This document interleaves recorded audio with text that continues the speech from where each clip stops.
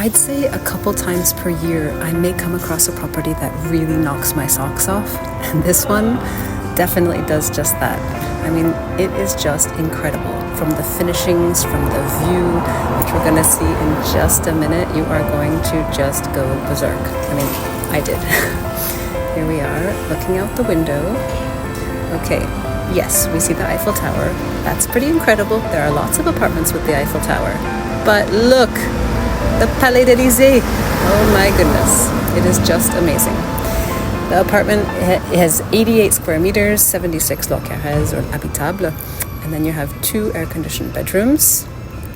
You have a bathroom with a shower and a bathtub, and separate toilet. It is just absolutely phenomenal. I have to say, this property is just amazing. I don't know how to put it in any other words, but it's just beautiful. So there you have it. See, everything is gorgeous. And I promise you will have a smile just like me, because it is just that great.